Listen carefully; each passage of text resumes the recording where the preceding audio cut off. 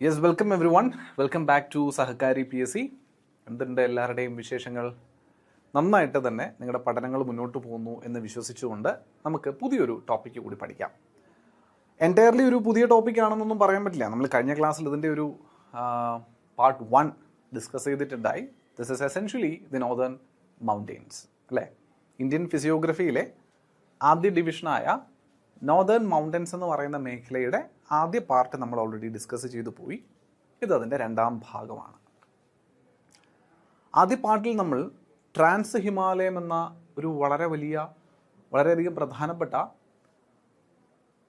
Northern മൗണ്ടൻസിൽ ഏറ്റവും നോർത്തായിട്ട് കാണുന്ന പർവ്വതനിരകളെ പറ്റി പഠിച്ചു. ലഡാക്ക്, കാരക്കോറം, സസ്കർ എന്നൊക്കെ പറയുന്ന പല നിരകളെ പറ്റിയും നമ്മളവിടെ പഠിച്ചു, ട്രാൻസ് ഹിമാലയത്തിൻ്റെ ഭാഗമായി.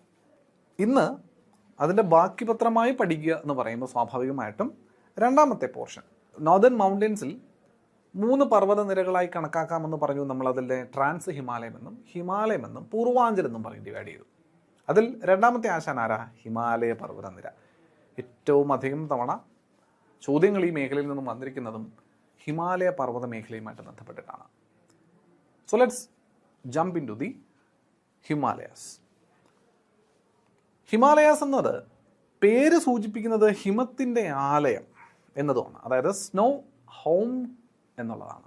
ആലയ മീൻസ് ഹോം, ഹൗസ്. ഹിമ എന്ന് പറയുന്നത്, അല്ലെങ്കിൽ ഹിമം എന്ന് പറയുന്നത് മഞ്ഞിനെയാണ് സൂചിപ്പിക്കുന്നത്. അപ്പോൾ മഞ്ഞിൻ്റെ ആലയം എന്നർത്ഥം വരുന്ന പേരാണ് ഹിമാലയം എന്ന് വിളിക്കുന്നത്, ഹിമാലയാസ്. അതിനെ പൂർണ്ണമായിട്ടും ന്യായീകരിക്കാനും പറ്റും നമുക്കല്ലേ? കാരണം ഹിമാലയ പർവ്വതനിരകളെ നോക്കിക്കഴിഞ്ഞാൽ മഞ്ഞണിഞ്ഞ നീല പർവ്വതക്കെട്ടുകളാണ് ഈ പറയുന്ന ഹിമാലയൻ പർവ്വതനിരകൾ എന്ന് പറയുന്നത്. അതുകൊണ്ട് തന്നെ ഹിമാലയം എന്ന പേര് ആര് കൊടുത്തിരുന്നതായാലും ആ പേരിന് യാതൊരു വിധത്തിലും നമുക്ക് തെറ്റു പറയാൻ സാധിക്കത്തില്ല. So this majestic mountain range stretching for approximately 2400 kilometers from west to east forms a formidable barrier between the Indian subcontinent and the Tibetan plateau. നമ്മൾ പറഞ്ഞത് ഓർക്കുന്നു അറിയില്ല, ഈ ഒരു മേഖല നമ്മളെ ടിബറ്റൻ കണ്ടോ, കൈലാഷ് റേഞ്ച് എന്ന് പറഞ്ഞ് കാണിച്ചിരിക്കുന്ന കാണാൻ പറ്റുന്നുണ്ട്. കാരക്കോറത്തിൻ്റെ കണ്ടിന്യൂവേഷൻ ആയിട്ട് ടിബറ്റൻ റേഞ്ച് നമുക്ക് കാണാൻ പറ്റുന്നതാണ് അല്ലെ? കാരക്കോറം, ലഡാക്ക് റേഞ്ചിൻ്റെ ഒക്കെ കണ്ടിന്യൂവേഷൻ പോലെ എന്ന രീതിയിൽ നമുക്ക് ഇപ്പുറത്തോട്ട് ഈ ടിബറ്റൻ മേഖലയിൽ കാണാൻ പറ്റുന്ന കൈലാഷ് നമ്മൾ പറഞ്ഞു. ഇതാണ് നമ്മുടെ ടിബറ്റൻ പീഠഭൂമി അല്ലെങ്കിൽ ടിബറ്റൻ പ്ലാറ്റ്യൂ എന്ന് പറയുന്ന മേഖല. അപ്പോൾ ഈ ഒരു എന്താ പറയുക, കൈലാഷ് റേഞ്ചൊക്കെ ഉൾക്കൊണ്ട് നിൽക്കുന്ന ഈ ഒരു പ്രദേശമാണ് നമ്മൾ ടിബറ്റൻ പീഠഭൂമി അല്ലെങ്കിൽ ടിബറ്റൻ പ്ലാറ്റ്യൂ എന്ന രീതിയിൽ നമ്മൾ വിളിക്കാം. അപ്പോൾ ഈ ടിബറ്റൻ പ്ലാറ്റ്യൂവിനെ ശരിക്കും പറഞ്ഞാൽ ഇന്ത്യൻ സബ് കോണ്ടിനെൻറ്റുമായിട്ട് അല്ലെങ്കിൽ ഇന്ത്യൻ മെയിൻലാൻഡുമായിട്ട് ഡിവൈഡ് ചെയ്യുന്ന ഒരു ബാരിയർ ആയിട്ടും കൂടി നിലനിൽക്കുന്ന ആളാണ് ആര്? ഈ പറയുന്ന ഹിമാലയൻ പർവ്വതനിര എന്ന് പറയാൻ പറ്റും. അത് എസെൻഷ്യലി നോർത്തേൺ മൗണ്ടെയ്ൻസ് എന്ന ജനറലി പറഞ്ഞാലും ഈ ഒരു ഡിവിഷന് എന്താ പറയുക, നീതി പുലർത്തും. ഇപ്പം നോർത്തേൺ മൗണ്ടെയ്ൻസ് മൊത്തത്തിൽ വരുമ്പോഴും ഈ ഒരു ഡിവിഷൻ്റെ ഭാഗമാകുന്നുണ്ട് അവൻ. ഹിമാലയസിൻ്റെ കാര്യത്തിൽ പറയുമ്പോഴും എന്ത് പറയാം, നമുക്ക് അതേ കാര്യം തന്നെ റിപ്പീറ്റ് ചെയ്ത് പറയാൻ പറ്റും. ഇവിടെയും ആ ഡിവിഷൻ്റെ കാര്യം നമുക്ക് പറയാൻ സാധിക്കും എന്നുള്ളതാണ് കേട്ടോ. So Himalayas actually act as a barrier between the Tibetan plateau and the Indian subcontinent എന്നെനിക്ക് പറയാൻ സാധിക്കും എന്നുള്ളതാണ് മനസ്സിലാക്കുന്നത്. This vast mountain system stretches across 5 countries. 5 രാജ്യങ്ങളിലായി വ്യാപിച്ച് നിൽക്കുന്നുണ്ട് ഈ ഒരു പ്രദേശം. ഏത് പ്രദേശം? ഈ ഒരു ഹിമാലയൻ പർവ്വത പ്രദേശങ്ങൾ എന്ന് പറയുന്നത്.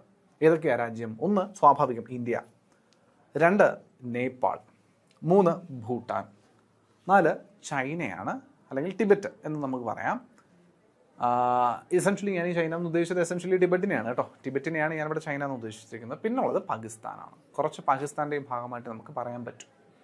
അപ്പോൾ ഈ 5 രാജ്യങ്ങളുടെ ഭാഗമായിട്ട് നിലനിൽക്കുന്ന ഒരു വളരെ വലിയ 2400 കിലോമീറ്ററോളം ദൈർഘ്യമുള്ള അല്ലെങ്കിൽ ലെങ്ത് ഉള്ളൊരു പർവ്വതനിരയാണ് ആര്? ഈ ഹിമാലയൻ പർവ്വതനിര എന്ന് പറയുന്നത്. ഹിമാലയത്തിനൊരു പ്രത്യേകത ഉണ്ട്, വളരെ യങ് മൗണ്ടൻ എന്നാണ് പറയുന്നത്. ഓക്കെ, നമ്മൾ പറയാറില്ലേ, ഇപ്പോൾ കഴിഞ്ഞ ക്ലാസ്സിൽ നമ്മൾ ഡിസ്കസ് ചെയ്തു ഹിമാലയത്തിൻ്റെ ഫോർമേഷൻ എങ്ങനെയായിരുന്നു. ഇപ്പോൾ ഇന്ത്യൻ പ്ലേറ്റ് യൂറേഷ്യൻ പ്ലേറ്റുമായിട്ട് കൂട്ടിമുട്ടിയിട്ട് ഉണ്ടായ അപ്ലിഫ്റ്റ്മെൻറ്റ് കാരണം ഉണ്ടായ ഫോൾഡഡ് മൗണ്ടൻസ് ആണ് ഇവൻ ഫോൾഡഡ് മൗണ്ടൻ ആണ് അല്ലെങ്കിൽ ഫോൾഡ് മൗണ്ടൻ ആണ് എന്നുള്ളത് മാത്രമല്ല, he's also a young mountain. Himalayam എന്തുകൂടിയാണ്? ഒരു യങ് ആയിട്ടുള്ളൊരു പർവ്വതനിര കൂടിയാണ് നമ്മുടെ ഹിമാലയൻ പർവ്വതനിരകൾ എന്ന് പറയുന്നത്. അവൻ ഇന്നും വളർന്നുകൊണ്ടേയിരിക്കുവാണ് അല്ലേ? നമ്മൾ പറയുന്നത് എപ്പോഴും അങ്ങനെയല്ലേ, കുട്ടികളാണ് വളർന്നുകൊണ്ടേയിരിക്കുന്ന, ഒരു പരിധി കഴിഞ്ഞാൽ പിന്നെ വളർച്ച ഉണ്ടാവില്ല നമ്മൾ പറയാറുണ്ടല്ലോ. സോ ഇവൻ ഇപ്പോഴും വളർച്ചയുണ്ട് എന്ന് പറഞ്ഞാൽ അതിനർത്ഥം ഇവൻ ആര് തന്നെയാണ്? ഇവൻ ഒരു കുഞ്ഞ് തന്നെയാണ് എന്നുള്ള രീതിയിൽ ഇന്നും വളർന്നുകൊണ്ടിരിക്കുന്നുണ്ട്. എസെൻഷ്യലി ഈ വളർന്നുകൊണ്ടിരിക്കുന്നു എന്ന് പറയുന്ന വേറൊരു അർത്ഥത്തിലും അല്ല. ഈ ഇന്ത്യൻ പ്ലേറ്റ് യൂറേഷ്യൻ പ്ലേറ്റും തമ്മിലുള്ള കൂട്ടിമുട്ടലുകൾ അവസാനിച്ചിട്ടില്ല. അതായത് ഇപ്പോഴും അവർ എന്ത് ചെയ്തുകൊണ്ടിരിക്കുകയാണ്, അവർക്കിടയിൽ ഫോഴ്സ് അപ്ലൈ ചെയ്തുകൊണ്ടേയിരിക്കുകയാണ്. അതിൻ്റെ ഫലമായിട്ട് ആ പർവ്വതത്തിൻ്റെ ഉയരം വീണ്ടും ചെറിയ ചെറിയ രീതിയിൽ എന്ത് ചെയ്യുന്നു, കൂടുന്നു എന്നതാണ് നമ്മൾ കണക്കാക്കുന്നത്. വർഷങ്ങൾ എടുത്തിട്ടായിരിക്കും നമുക്ക് ആ ഒരു മാറ്റം തിരിച്ചറിയാൻ പറ്റുന്ന രീതിയിലേക്കൊക്കെ വരിക. പക്ഷേ ആ ഇന്ത്യൻ പ്ലേറ്റിൻ്റെയും യൂറേഷ്യൻ പ്ലേറ്റിൻ്റെയും ആ കൂട്ടിമുട്ടലിൽ അവിടെ ഡെവലപ്പ് ചെയ്തിരിക്കുന്ന ഫോഴ്സ് ഇന്നും അവസാനിച്ചിട്ടില്ല. ആ ഒരു ഫോഴ്സ് ഇപ്പോഴും അവർ കണ്ടിന്യൂസ്ലി അപ്ലൈ ചെയ്തുകൊണ്ടിരിക്കുന്നുണ്ട്. അതിൻ്റെ ഫലമായിട്ട് വീണ്ടും അത് ഉയരുന്നതാണ് എന്നാണ് കാണിക്കുന്നത്. മനസ്സിലാവുന്നുണ്ടോ? അപ്പോൾ അതാണ് അവൻ ഇന്നും ഗ്രോ ചെയ്യുന്നുണ്ട് എന്ന രീതിയിൽ നമ്മൾ കൺസിഡർ ചെയ്യുന്നത്. As the Indian plate continuously pushes northward to the Eurasian plate, അല്ല ഇന്ത്യൻ പ്ലേറ്റ് വീണ്ടും ആ യൂറേഷ്യൻ പ്ലേറ്റിനെ പുഷ് ചെയ്തുകൊണ്ടിരിക്കുന്നതിൻ്റെ ഫലമായിട്ട് അവൻ ഇന്നും വളർന്നുകൊണ്ടിരിക്കുന്നു എന്ന് പറയാം. ഇവനൊരു നാച്ചുറൽ ബാരിയറായിട്ട് ആക്ട് ചെയ്യുന്നു എന്ന് പറഞ്ഞു, ടിബറ്റൻ പീഠഭൂമിയെയും ഇന്ത്യൻ സബ് കോണ്ടിനെൻറ്റിനെയും തമ്മിൽ ഡിവൈഡ് ചെയ്തുകൊണ്ട്. അതുകൊണ്ട് തന്നെ ഇവൻ 1-2 കാര്യങ്ങളിലും കൂടി ഇവൻ ഈ ഒരു ബാരിയർ, നാച്ചുറൽ ബാരിയറിൻ്റെ ഒരു രീതി പറയാൻ പറ്റും. ഒന്ന്, ഇപ്പോൾ നോർത്തേൺ ടിബറ്റൻ റീജിയനുകളിൽ നിന്നുള്ള കോൾഡ് കറണ്ടുകൾ ഇന്ത്യയിലേക്ക് പ്രിവെൻറ്റ് ചെയ്യാതിരിക്കാൻ ഇവൻ സഹായിക്കും. ഇന്ത്യയിലേക്ക് കടന്നു വരാതിരിക്കാൻ പ്രിവെൻറ്റ് ചെയ്യാൻ ഇവൻ സഹായിക്കും. അതുപോലെ ഇന്ത്യയിൽ നിന്നുള്ള മൺസൂൺ കാറ്റുകൾ ഈ പ്രദേശത്തേക്ക് എത്തിയതിന് ശേഷം അവൻ ഫർദർ എസ്കേപ്പ് ചെയ്ത് ടിബറ്റൻ പ്ലാറ്റ്യൂ മേഖലയിലേക്ക് കടന്നു പോവാതിരിക്കാനും ഇവൻ ഒരു ബാരിയറായിട്ട് ആക്ട് ചെയ്യുന്നുണ്ട്. അപ്പോൾ എസെൻഷ്യലി ഇവൻ ഒരു ഡിവൈഡാണ്. ഈ 2 ലാൻഡ് ഫോമുകൾക്കിടയിൽ ഒരു ഡിവൈഡാണ്, ഒരു മതിൽക്കെട്ട് പോലെ. അവൻ വടക്കൻ മേഖലയിൽ നിന്നും വരുന്ന കോൾഡ് കറണ്ടുകളെ ഇന്ത്യയിലേക്ക് പ്രവേശിക്കാണ്ട് പ്രിവെൻറ്റ് ചെയ്യുന്നുണ്ട്. അത് ആക്ച്വലി ഇന്ത്യയിലേക്ക് അതിശൈത്യം വരാതിരിക്കാൻ സഹായിക്കുന്നുണ്ട്. 2, ഇന്ത്യയിലെ മൺസൂൺ കാറ്റുകളെ ഇന്ത്യയിൽ നിന്നും ടിബറ്റിലേക്ക് കടന്നു ചെല്ലാൻ അനുവദിക്കാണ്ട് ഇന്ത്യയിൽ തന്നെ നിലനിർത്തി മഴ പെയ്യ്ക്കുന്നതിനും ആര് കാരണമാകുന്നുണ്ട്? ഈ ഹിമാലയൻ പർവ്വതനിരകൾ കാരണമാകുന്നുണ്ട്. ആ ഒരു രീതിയിൽ ഇവനൊരു ഉത്തമനായ ബാരിയറായിട്ട് പറയാൻ പറ്റും. നമ്മൾ സ്വാഭാവികമായിട്ടും നേരത്തെ പറയുമല്ലോ, ഉത്തരപർവ്വത മേഖലയ്ക്ക് പറഞ്ഞ കാര്യം തന്നെയാണ്. ഇങ്ങേയറ്റം ബ്രഹ്മപുത്ര നദിയും ഇങ്ങേയറ്റം സിന്ധു നദിയും തമ്മിൽ ബൗണ്ടറി പങ്കിടുന്ന, അല്ലെങ്കിൽ സിന്ധു നദിയും ബ്രഹ്മപുത്ര നദിയുമായി ബൗണ്ടറി പങ്കിടുന്ന നിലയിലാണ് ആര് നിലനിൽക്കുന്നത്? ഹിമാലയൻ പർവ്വതനിരയും നിലനിൽക്കുന്നത്. അതിനകത്തും വലിയ കൺഫ്യൂഷൻസ് ഒന്നും പറയാനില്ല. അത് മാത്രമല്ലാണ്ട് ഈ ഹിമാലയ പർവ്വതനിര 2 പർവ്വതങ്ങൾക്കിടയിൽ സിറ്റുവേറ്റ് ചെയ്യുന്ന ഒരു ഇപ്പം നമ്മൾ ഷട്ടിലൊക്കെ കളിക്കുന്ന സമയത്ത് 2 പോസ്റ്റ് ഇട്ടിട്ട് അതിനിടയിൽ ഒരു നെറ്റ് ഇടാറില്ലേ, അല്ലേ? ആ നെറ്റിൻ്റെ 2 അറ്റത്തും പോസ്റ്റും ഉണ്ടാവും, അല്ലേ? ഇതുപോലെയാണ്. ഇപ്പം ഇവനാണ് ഹിമാലയം എന്ന് വിചാരിക്കുക. ഇതാണ് ഹിമാലയം, ഈ നെറ്റാണ് ഹിമാലയമെങ്കിൽ ഈ ഒരു പോസ്റ്റ് ഒരു പർവ്വത നിരയാണ്. വിളിക്കുന്ന പേര് നംഗ പർവ്വതം. നമ്മൾ നേരത്തെ സിന്ധു നദി കഴിഞ്ഞ ക്ലാസ്സിൽ പറഞ്ഞാൽ സിന്ധു നദി നംഗ പർവ്വതത്തിന് ചുറ്റിയിട്ടാണ് പാകിസ്ഥാനിലേക്ക് പോകുന്നത് നമ്മൾ പറഞ്ഞു. അപ്പോൾ അതാണ് നംഗ പർവ്വതം. ഇപ്പുറത്തൊരു പോസ്റ്റ് ഉണ്ട്, അതിന് ബ്രഹ്മപുത്ര കടന്നു വരുന്ന പ്രദേശമാണ്. അവിടെ ഒരു പർവ്വതക്കെട്ടുണ്ട്, അതിന് വിളിക്കുന്ന പേര് നംച ബർവ. അതിന് വിളിക്കുന്ന പേര് നംച ബർവ. അപ്പോൾ ഈ 2 പർവ്വതക്കെട്ടുകൾക്കിടയിൽ, അല്ലെങ്കിൽ ഈ 2 പർവ്വതങ്ങൾക്കിടയിലായിട്ട് ഒരു വലവിരിച്ചതുപോലെ നിൽക്കുന്ന പർവ്വത നിരയാണ് ആര്? ഹിമാലയം എന്ന് പറയാം. Also the Nanga Parvat in the west and the Namcha Parva in the east forms the 2 bounding peaks of Himalayas. ഹിമാലയത്തിൻ്റെ 2 ബൗണ്ടറിങ് പീക്സ് എന്ന് പറഞ്ഞുകൂടെ, എന്നാലും 2 ബൗണ്ടറിങ് എന്താ പറയുക, മൗണ്ടൻസ് ഓഫ് ദി ഹിമാലയാസ് എന്ന് പറയാൻ പറ്റും. അങ്ങ് പടിഞ്ഞാറ് വശത്താര് നംഗ പർവ്വതും ഇനി കിഴക്ക് വശത്താര് നംച ബർവയും എന്ന് പറയുന്ന ഈ 2 മേഖലകളിലെ 2 പർവ്വതങ്ങളെന്നത് മനസ്സിലാക്കിയിരിക്കുക. പിന്നെ the height of the Himalayas is gradually decreasing from west to east. ശരിയല്ലേ? അതായത് പടിഞ്ഞാറ് നിന്ന് നമ്മുടെ ഈ ലഡാക്ക്, കശ്മീർ മേഖലകൾ എന്നൊക്കെ പറയുന്ന ഈ ഒരു മേഖലയിൽ നിന്ന് ഈസ്റ്റിലോട്ട് മൂവ് ചെയ്യുന്നതിനനുസരിച്ച് എന്ത് ചെയ്യുന്നുണ്ട്? ഈ ഹിമാലയത്തിൻ്റെ ഹൈറ്റ് കുറയുന്നുണ്ട്. ഹൈറ്റ് മാത്രമല്ല കുറയുന്നുണ്ട്, വിഡ്ത്തും കുറയുന്നുണ്ട്. അപ്പോൾ ഹൈറ്റും വിഡ്ത്തും ആക്ച്വലി എന്ത് ചെയ്യുന്നുണ്ട്? വെസ്റ്റിൽ നിന്ന് ഈസ്റ്റിലേക്ക് വരുന്നതിനനുസരിച്ച് എന്ത് ചെയ്യുന്നുണ്ട്? കുറയുന്നുണ്ട് ഹിമാലയത്തിനെന്ന് പഠിച്ചു വെച്ചോണം. അപ്പോൾ ഹിമാലയ പർവ്വതനിരയ്ക്ക് ഏറ്റവും ഹൈറ്റുള്ള പ്രദേശവും അതിൻ്റെ വെസ്റ്റേൺ പോർഷനാണ്. ഏറ്റവും വിഡ്ത്തുള്ള പ്രദേശം എന്ന് ചോദിച്ചാൽ അതും വെസ്റ്റേൺ പോർഷനാണെന്ന് മനസ്സിലാക്കുക. ഓക്കെ. അതുപോലെ the altitudinal variations are greater in the eastern half than those in the western half. Altitudinal variation എന്ന് പറഞ്ഞാൽ ഈ വേരിയേഷൻസ് ഇൻ ഹൈറ്റ്, ഹിമാലയ പർവ്വതത്തിൽ വേരിയേഷൻസ് ഇൻ ഹൈറ്റ് ഉണ്ടാകുന്നത് കൂടുതലും ഈസ്റ്റേൺ സൈഡിലാണ് കാണാൻ പറ്റുക. വലുതും ചെറുതും ഒക്കെ ആയിട്ടുള്ള പീക്കുകൾ ഒരുപാട് കാണുന്നത് ഈസ്റ്റേൺ സൈഡിലാണ്. മറ്റിടത്തെല്ലാം താരതമ്യേന വലിയ പീക്കുകളായിരിക്കും എന്നുള്ളതാണ്. അതുകൊണ്ട് വേറെ വ്യത്യാസമൊന്നുമില്ല. ഓൾട്ടിറ്റ്യൂഡിനൽ വേരിയേഷൻസ് താരതമ്യേന കുറവാണ്, അല്ലേ? ഇതാണ് ആ 2 ചിത്രങ്ങൾ. കണ്ടോ? നംഗപർവ്വതം എന്ന് പറയുന്ന റീജിയൻ നിങ്ങൾക്ക് ഇവിടെ കാണാൻ പറ്റും. അതുപോലെ ഇവിടെ മൗണ്ട് കേറ്റുവിനെ നിങ്ങൾക്ക് കാണാൻ സാധിക്കുന്നുണ്ട്. ഇവിടെ നംച ബർവ എന്ന് പറയുന്ന മേഖലയ്ക്കാണ്. അരുണാചൽ പ്രദേശിന് പുറത്താണ് നംച ബർവ വരുന്നത്. ഹിമാലയത്തിൻ്റെ ഭാഗമായിട്ട് പറയാൻ സാധിക്കുമെങ്കിലും ആരല്ല, ഇന്ത്യക്കുള്ളിലല്ല ഈ നംച ബർവ വരുന്നത് കേട്ടോ. നംഗ പർവ്വതം പക്ഷേ നമ്മൾ ഇന്ത്യക്കുള്ളിൽ നിന്ന് തന്നെയാണ്, പാക് ഒക്കുപൈഡ് കശ്മീരിലാണ്, പക്ഷേ ഇന്ത്യക്കുള്ളിൽ നിന്ന് തന്നെയാണ് നമ്മൾ കൺസിഡർ ചെയ്യുന്നത് അല്ലേ. ഈ ഹിമാലയത്തിലേക്കുള്ള കവാടം എന്ന് പറഞ്ഞ് അറിയപ്പെടുന്ന സ്ഥലമാണ് നമ്മുടെ ഋഷികേശ്. അതൊരു ചോദ്യമായിരുന്നു. Rishikesh is considered as the entrance of Himalayas. ഹിമാലയത്തിലേക്കുള്ള കവാടം. ഹിമാലയം 5 രാജ്യങ്ങളിലൂടെ കടന്നു പോകുന്നുണ്ടെന്ന് നമ്മൾ പറഞ്ഞല്ലോ. അതിൽ പ്രധാനിയായ ഒരു രാജ്യമായി ഇന്ത്യയുമുണ്ട്. ഇന്ത്യയിൽ എത്ര സംസ്ഥാനങ്ങളിലൂടെ ഹിമാലയം കടന്നു പോകുന്നുണ്ട്? 11 സംസ്ഥാനങ്ങളിലൂടെ ഹിമാലയം കടന്നു പോകുന്നതായിട്ട് കണക്കാക്കാം. ഏതൊക്കെയാണ്? 1 ഉത്തരാഖണ്ഡ്, ഹിമാചൽ പ്രദേശ്, പശ്ചിമ ബംഗാൾ അല്ലെങ്കിൽ വെസ്റ്റ് ബംഗാൾ, സിക്കിം, ആസാം, അരുണാചൽ പ്രദേശ്, മണിപ്പൂർ, മേഘാലയ, മിസോറാം, ത്രിപുര, നാഗാലാൻഡ്. ഈ മണിപ്പൂർ, മേഘാലയ, ത്രിപുര, നാഗാലാൻഡൊക്കെ വരുന്നതെന്നൊക്കെ പറയുമ്പോഴേ അത് ഈ പൂർവാഞ്ചലിൻ്റെ ഭാഗമായിട്ടാണ് നമ്മൾ പറയുന്നതെന്ന് മനസ്സിലാക്കണം. അതിനെ നമ്മൾ എസെൻഷ്യലി അതിനെയും ഹിമാലയമായിട്ട് പരിഗണിക്കുന്നത് കൊണ്ടാണ് ആ സംസ്ഥാനങ്ങളെയും കൂടി നമ്മൾ ഇതിനകത്തോട്ട് എടുത്തത്.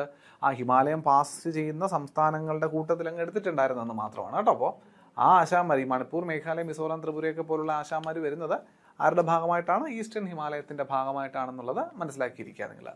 അതുപോലെ സംസ്ഥാനങ്ങളിൽ ഇവയൊക്കെ വരുന്നുവെങ്കിൽ യൂണിയൻ ടെറിട്ടറികൾ നമ്മുടെ ഹിമാലയത്തിൻ്റെ ഭാഗമായിട്ട് വരുന്ന ആരൊക്കെയാണ്? സ്വാഭാവികമാണ് ലഡാക്കും കശ്മീരും. പണ്ട് അതൊരു സംസ്ഥാനമായിരുന്നു, ഇന്ന് അതൊരു 2 യൂണിയൻ ടെറിട്ടറികളായിട്ട് നിലനിൽക്കുന്നത് കൊണ്ട് തന്നെ ലഡാക്കും കശ്മീരും എന്ന 2 യൂണിയൻ ടെറിട്ടറികളിലൂടെയും ആര് പാസ് ചെയ്ത് പോകുന്നു എന്ന് പറയാം?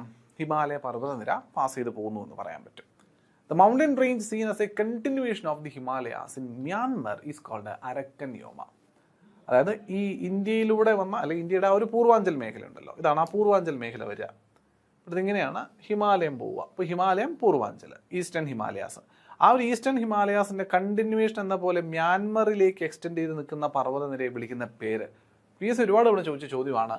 അരക്കൻ യോമ. എന്താ പേര്? അരക്കൻ യോമ. അരക്കൻ യോമ എന്താ പേര്? അരക്കൻ യോമ എന്ന് പറയും. ഇനി നമ്മുടെ ഈ ഒരു റീജിയണൽ ഡിവിഷൻസ് മനസ്സിലാക്കാം. ഹിമാലയത്തിൻ്റെ ഇത്രയും ഫാക്ച്വൽ ഇൻഫർമേഷൻസ് ഒന്ന് പഠിച്ചു പോയതാണ്. പ്രധാനപ്പെട്ട കാര്യങ്ങളിലേക്ക് നമ്മൾ ഇനി കടക്കാൻ പോകുന്നുണ്ട്. Regional divisions of Himalayas. ഇപ്പോൾ റീജിയണൽ ഡിവിഷൻസ് നമ്മൾ ട്രാൻസിൻ്റെ കാര്യത്തിൽ പറഞ്ഞ പോലെ ട്രാൻസ് ഹിമാലയത്തിൻ്റെ കാര്യത്തിൽ പറയുമ്പോൾ 3 എണ്ണം പറഞ്ഞു. North to south Karakoram, Ladakh, Zanskar എന്ന് പറയുന്ന 3 പർവ്വത നിരയുണ്ട് എന്നുള്ളത് നമ്മൾ പഠിച്ചു. അതാണ് അവിടുത്തെ ഡിവിഷൻസ് ആയിട്ട് നമ്മൾ പഠിച്ചത്. ട്രാൻസ് ഹിമാലയത്തിന് ഡിവൈഡ് ചെയ്യാൻ പഠിച്ചത്. ഇവിടെ ഹിമാലയത്തിൻ്റെ കാര്യത്തിൽ മറ്റ് ചില ഡിവിഷൻസും കൂടെ പറയാൻ പറ്റും. അതായത് റീജിയണൽ ഡിവിഷൻസ് എന്ന രീതിയിൽ വെസ്റ്റിൽ നിന്ന് ഈസ്റ്റിലേക്കുള്ള ഒരു യാത്രയിൽ നമ്മൾ പല ഡിവിഷൻസ് ഇവിടെ കൊണ്ടുവരും. അപ്പോൾ ഇതിനകത്ത് നോക്കിക്കഴിഞ്ഞാൽ നിങ്ങൾക്ക് കാണാൻ പറ്റുന്നുണ്ടാവും, ഗ്രീൻ കളറിലൊരു ചിത്രം, ഹിമാലയത്തിൻ്റെ ഒരു പോർഷൻ ഗ്രീൻ കളറിൽ കൊടുത്തിരിക്കുന്ന കാണാം, യെല്ലോ കളറിൽ കൊടുത്തിരിക്കുന്നതാണ്, ഇവിടെ ഒരു ഗ്രേ കളറിൽ കൊടുത്തിരിക്കുന്നതാണ്. ഇങ്ങനെ 3 ആയിട്ട് നമുക്ക് ഡിവൈഡ് ചെയ്യാൻ പറ്റുന്നുണ്ട്. Central Himalayas, western Himalayas, eastern Himalayas. മറ്റേ മുകളിലോട്ടുള്ളവന്മാർ പൂർവാഞ്ചലാണല്ലോ, അത് നമുക്ക് നോക്കണ്ട. അപ്പോൾ ഇവൻ എന്താണ്? Western Himalayas, central Himalayas, eastern Himalayas എന്ന് പറഞ്ഞിട്ട് നമുക്കൊരു 3 ഡിവിഷൻ ആർക്ക് പറയാം? ഹിമാലയത്തിൻ്റെ റീജിയണൽ ഡിവിഷൻസ് ആയിട്ട് പറയാം. ബേസിക്കലി ഇത് എങ്ങനെ ഡിവൈഡ് ചെയ്യാം? നദികളുടെ ബേസിസിലാണ്. കാരണം ഈ ഹിമാലയത്തിലൂടെ ഹിമാലയത്തിൽ നിന്ന് ഒറിജിനേറ്റ് ചെയ്ത് വരുന്ന നദികളെല്ലാം ഡീപ്പായിട്ടുള്ള ഗോർജസ് ക്രിയേറ്റ് ചെയ്യും. കാരണം അതിഭീകരമായ വെലോസിറ്റിയിലൊക്കെ ഒഴുകി വരുന്ന ഹിമാനി ഒഴുകി വരുന്ന ഇവന്മാർ നല്ല പോലെ അപരദനം നടത്തും. സെഡിമെൻ്ററി റോക്സ് ഒക്കെയാണ് അപരദനം നടത്തും. അപരദനം എന്ന് പറഞ്ഞാൽ ഇറോഷൻ നടത്തി ഈ ഒഴുകിയ പാത വീണ്ടും കുഴിഞ്ഞ് താഴോട്ട് പോകും. അങ്ങനെ നല്ലൊരു ഡെപ്തിൽ 2 സൈഡും പർവ്വതം ഉയർന്നു നിൽക്കുന്ന രീതിയിൽ വലിയ ആഴത്തിലുള്ള ചാനലുകളിലൂടെ ആയിരിക്കും ഇവന്മാർ ഒഴുകി വരിക. അതിനെ നമ്മൾ ഗോർജസ് എന്ന് വിളിക്കാം. അതാണ് ആ ഹിമാലയൻ നദികളുടെ ഒരു പ്രത്യേകത. ഈ ഒരു റീജിയണൽ ഡിവിഷൻ ക്രിയേറ്റ് ചെയ്യുന്നതും ഇങ്ങനെ തന്നെയാണ്. നദി ഒഴുകിയിട്ടാണ് എന്ത് ക്രിയേറ്റ് ചെയ്തത്? Regional division. ബിക്കോസ് നദി ഒഴുകുന്നിടത്ത് നല്ല ഡീപ്പായിട്ടുള്ള ആഴത്തിലുള്ള ഗോർജസ് ക്രിയേറ്റ് ചെയ്യപ്പെടും. അതായത് ഇങ്ങനെയുള്ള പർവ്വതങ്ങളാണ്. കണ്ടോ, ഇതുവഴി നദി ഒഴുകി പോവുകയാണ്. ആ നദി ഒഴുകി പോയിടത്ത് നേരത്തെ ഇത്രയും ആഴം ഉണ്ടായിരുന്നുള്ളൂ. അതിലൂടെ നദി ഒഴുകി വർഷങ്ങളോളം ഒഴുകി അതിൻ്റെ ആഴം കുറഞ്ഞ് ആഴം കൂടി ഇന്ന് ഇത്രയും ആഴം വന്നു. നാളെ ഇനിയും താഴോട്ട് പോകും. ഇങ്ങനെ വി ഷേപ്ഡ് ആയിട്ടൊക്കെ ഉള്ളു. ഇതിന് വി ഷേപ്ഡ് ആയിട്ടുള്ള ഗോർജസ് എന്നൊക്കെ നമുക്ക് വിളിക്കാം. V shaped gorges. അപ്പം ഇങ്ങനെയുള്ള ഗോർജസിലൂടെയാണ് ഒഴുകിയത്. ഇതിലൂടെ നദി ഒഴുകുന്നുണ്ട്. നദി ഇങ്ങനെ ഒഴുകിപ്പോവും. പിടിയോ? അത് അപ്പോൾ എന്ത് ചെയ്തു? കണ്ടിന്യൂസ് ആയിട്ട് പൊക്കോണ്ടിരുന്ന ഈ ഒരു ഹിമാലയത്തിന് എന്ത് പറ്റി? ഇവിടെ വെച്ചൊരു ഡിവിഷൻ പറ്റി. കാരണം നദി ഒഴുകുന്നതിൻ്റെ ബേസിലാണ് നമ്മൾ എന്ത് പറയുക? റീജിയണൽ ഡിവിഷൻസ് നമ്മൾ കണക്കാക്കുക എന്നുള്ളത് മനസ്സിലാക്കാം. നദി ഒഴുകുന്നതിൻ്റെ ബേസിലാണ് നമ്മളപ്പോൾ എന്ത് കണക്കാക്കുക? റീജിയണൽ ഡിവിഷൻ കണക്കാക്കുക. നമുക്ക് നോക്കാം.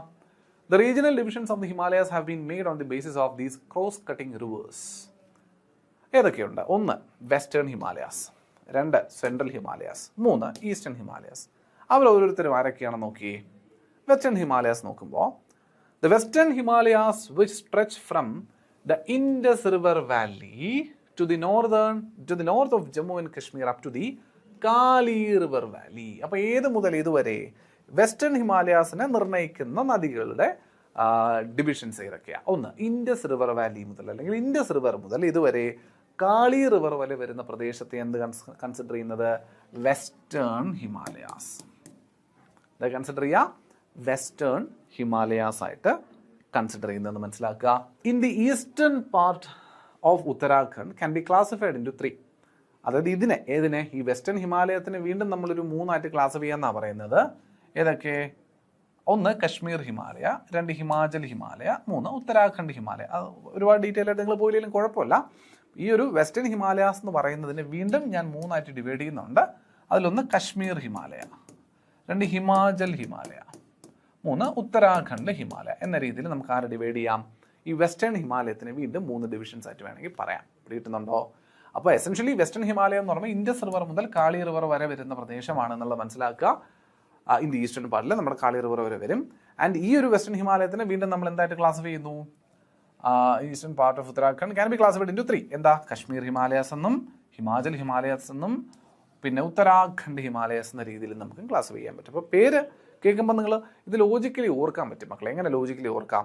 തൊട്ട് മുന്നത്തെ ഫിഗർ നോക്കിയാലേ അതിനകത്ത് സ്റ്റേറ്റ് വരുന്ന ചിത്രം നമ്മളില്ല അല്ലേ? സ്റ്റേറ്റ് വരുന്ന ചിത്രം ഉണ്ടാകാൻ താരതമ്യം എളുപ്പമായിരുന്നു. കാരണം ഇപ്പോൾ വെസ്റ്റേൺ ഹിമാലയം എന്ന് പറയുമ്പോൾ തീർച്ചയായിട്ടും ഈ ഒരു പ്രദേശമാണല്ലോ. അവിടെ ആരൊക്കെ വരും? കശ്മീർ വരും, ഹിമാചൽ പ്രദേശ് വരും, ഉത്തരാഖണ്ഡ് വരും അല്ലേ? വെസ്റ്റേൺ ഹിമാലയം എന്ന് പറയുമ്പോൾ ഇത്രയും പ്രദേശമാണ്. അപ്പോൾ ഇതിനകത്ത് ആരൊക്കെ വരുന്നുണ്ട്? കശ്മീർ വരുന്നുണ്ട്, ഉത്തരാഖണ്ഡ് വരുന്നുണ്ട്, ഹിമാചൽ പ്രദേശ് വരുന്നുണ്ട് അല്ലേ? കശ്മീർ വരുന്നുണ്ട്, ഉത്തരാഖണ്ഡ് വരുന്നുണ്ട്, പിന്നെ ഹിമാചൽ പ്രദേശിൻ്റെയും പോർഷൻസ് വരുന്നുണ്ട്. അപ്പോൾ ആ സംസ്ഥാനങ്ങളൊക്കെ ആ മേഖലയിൽ അടങ്ങുന്നുണ്ട് എന്നുള്ളതുകൊണ്ട് എനിക്ക് അങ്ങനെ 3 ഡിവിഷൻസ് ആയിട്ട് അവൻ എന്ത് ചെയ്യാം? വിളിക്കാൻ സാധിക്കുമെന്ന് പറയുന്നതിൽ തെറ്റില്ല. അതുപോലെ Nanga Parbat which is a major peak in this western part of Himalayas. അപ്പോൾ ഹിമാലയത്തിൻ്റെ ഈ വെസ്റ്റേൺ പാർട്ടിൻ്റെ ഭാഗമാണ് ആര്? നംഗപർവ്വതം എന്ന് പറയുന്നത്. സ്വാഭാവികമല്ലേ? നംഗപർവ്വതം വരുന്നത് ഈ ഗ്രീൻ റേഞ്ചിൽ വെസ്റ്റേൺ മോസ്റ്റ് സൈഡിലല്ലേ? അത് തൊട്ട് അങ്ങ് നംജാപർവ്വതം വരെയാണ് നമ്മുടെ ഹിമാലയം നിൽക്കുന്നത് നമ്മൾ പറഞ്ഞ സ്ഥിതിക്ക് വെസ്റ്റേൺ പാർട്ടിൻ്റെ ഭാഗമായിട്ടായിരിക്കും ആര് വരിക? നംഗപർവ്വതം വരിക. അതിനകത്ത് കൺഫ്യൂഷൻ വരാനൊന്നുമില്ല. Okay, clear? റൈറ്റ്. ആ സോണേഷൻസ് മറ്റ് 2 സോണുകളുടെയും കൂടി നദികൾ എന്ന് മനസ്സിലാക്കുക. അപ്പോൾ ഇൻഡസ് മുതൽ കാളി വരെ വരുന്നത് വെസ്റ്റേൺ ഹിമാലയാസ് നമ്മൾ പറഞ്ഞു. അതിനെ വീണ്ടും 3 ആയിട്ട് നമ്മൾ വെസ്റ്റേൺ ഹിമാലയസിനെ ഡിവൈഡ് ചെയ്ത് പറയുകയൊക്കെ ചെയ്തു. കശ്മീർ ഹിമാലയ എന്നും ഹിമാചൽ ഹിമാലയാസ് എന്നും ഉത്തരാഖണ്ഡ് ഹിമാലയാസ് എന്നൊക്കെ പറഞ്ഞ് നമ്മൾ ഡിവൈഡ് ചെയ്ത് പറഞ്ഞു. അതിനുശേഷം വരുന്ന സെൻട്രൽ ഹിമാലയാസ് എന്ന് പറയുമ്പോൾ കാളി നദിക്കും തീസ്തയ്ക്കും ഇടയിലായിട്ട് കാണുന്നത്. കാളി നദിക്കും തീസ്തയ്ക്കും ഇടയിലായിട്ട് കാണുന്നതാണ് നമ്മുടെ സെൻട്രൽ ഹിമാലയാസ്. 3 പറയുന്നത് ഈസ്റ്റേൺ ഹിമാലയാസ് ആണ്. ഈസ്റ്റേൺ ഹിമാലയാസ് എന്ന് പറയുന്നത് തീസ്ത മുതൽ ബ്രഹ്മപുത്ര വരെ. സ്വാഭാവികം ഏറ്റവും അവസാനം ആരായിരിക്കണം? ബ്രഹ്മപുത്ര ആയിരിക്കണം. എങ്കിൽ അത് കറക്റ്റ് ആവുള്ളൂ അല്ലേ? ഇൻഡസിൽ തുടങ്ങി എവിടെ അവസാനിക്കുന്നു? ബ്രഹ്മപുത്രയിൽ അവസാനിക്കുന്ന രീതി ആയിരിക്കണം നമുക്ക് വേണ്ടത്. അതാണ് വെസ്റ്റ് മുതൽ ഈസ്റ്റ് വരെ എന്ന രീതിയിൽ നദീനെ ബേസ് ചെയ്തുകൊണ്ടുള്ള ഡിവിഷനിൽ നമുക്ക് ഈ ഹിമാലയത്തിൽ പറയാൻ പറ്റുക. ക്ലിയർ അല്ലേ? Right. Kashmir Himalayas. The important mountain range of Kashmir Himalaya contains snow-covered peaks, valleys and hill ranges are Karakoram, Saskar, Ladakh and Pir Panjal range. അല്ലേ? ഇതൊക്കെ നമ്മുടെ റീജിയണൽ ഡിവിഷൻ ആയിട്ടുള്ള ഹിമാലയാസിൻ്റെ ഭാഗമായിട്ട് പറയുന്നതുകൊണ്ടാണ്. ഇപ്പോൾ കാരക്കോറും സസ്കറും ലഡാക്കുകാരുടെ ഭാഗത്ത് വരുന്നുണ്ട്. നമ്മുടെ ട്രാൻസ് ഹിമാലയത്തിൻ്റെ ഭാഗമായിട്ട് നമ്മൾ പറഞ്ഞ നിരകൾ തന്നെയാണ്. ട്രാൻസ് ഹിമാലയം എന്ന് പറയുന്ന മേഖല എസെൻഷ്യലി ടോട്ടൽ നോർത്തേൺ മൗണ്ടൻസിൻ്റെ ഈ ഒരു വെസ്റ്റേൺ ഹിമാലയാസ് എന്ന റീജിയനിൽ നമുക്ക് പറയാൻ പറ്റും എന്നുള്ള രീതിയിലാണ് പറയുന്നത്. മൗണ്ട് കേറ്റു ഒക്കെ അതിൻ്റെ ഭാഗമായിട്ട് വരുന്നതാണ്. നമുക്ക് ഓൾറെഡി നമ്മൾ പറഞ്ഞു പോയതായതുകൊണ്ട് വീണ്ടും ഡിസ്ക്രൈബ് ചെയ്യുന്നില്ല.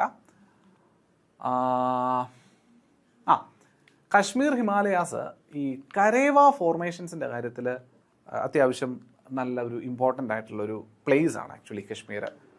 കരേവ എന്ന് പറയുന്നത് ഈ glacial clay and other minerals അത്യാവശ്യം നമ്മൾ ഈ നദികൾ അലൂവിയൽ നിക്ഷേപം കൊണ്ടുവരുമല്ലോ, എക്കൽ നിക്ഷേപങ്ങൾ കൊണ്ടുവരുമെന്നൊക്കെ പറയുന്ന പോലെ ഈ ഗ്ലേഷ്യൽ മെൽറ്റിങ്ങിൽ കൊണ്ടുവരുന്ന അത്യാവശ്യം ഫലഭൂഷ്ടമായൊരു നിക്ഷേപമാണ് കരേവ ഫോർമേഷൻ എന്ന് പറയുന്നത്.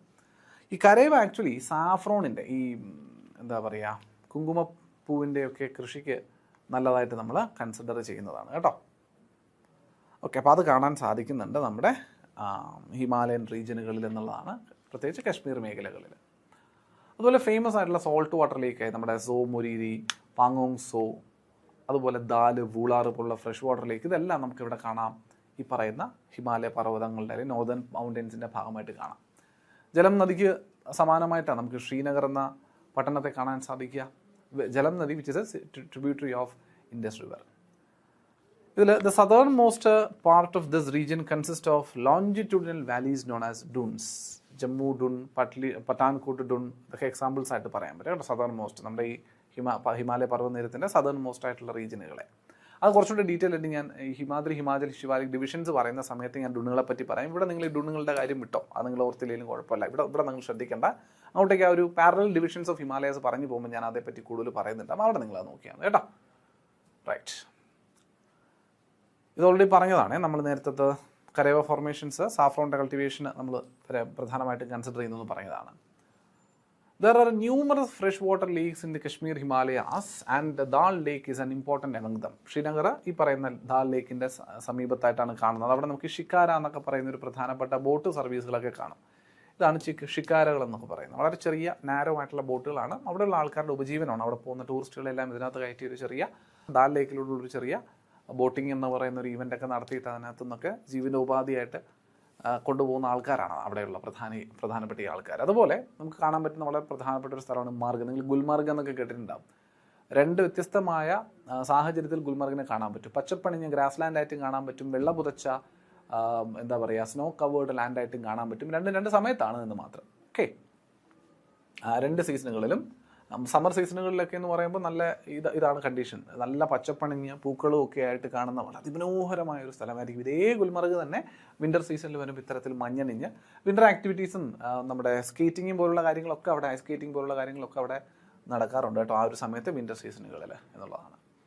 അതുകൊണ്ട് അത്ര അട്രാക്റ്റീവ് ആയിട്ടുള്ളൊരു രണ്ട് സമയത്ത് പോയാലും നിങ്ങൾക്ക് കണ്ണിന് കുളിർമയേകുന്ന കാഴ്ച കിട്ടാൻ സാധ്യതയുണ്ട്. ഈ വിൻ്റർ സീസണിൽ പോവുകയാണെങ്കിൽ കൂളിംഗ് ഗ്ലാസ് മസ്റ്റാണ് കേട്ടോ. നല്ലപോലെ സൂര്യപ്രകാശമൊക്കെ അടിച്ച് റിഫ്ലക്റ്റ് ചെയ്യുമ്പോൾ വൈറ്റാണ്, നല്ല റിഫ്ലക്റ്റഡ് ലൈറ്റ് അവിടെ കയറും. അത് അത്യാവശ്യം ബുദ്ധിമുട്ടുണ്ടാക്കും നമ്മുടെ കണ്ണിന്.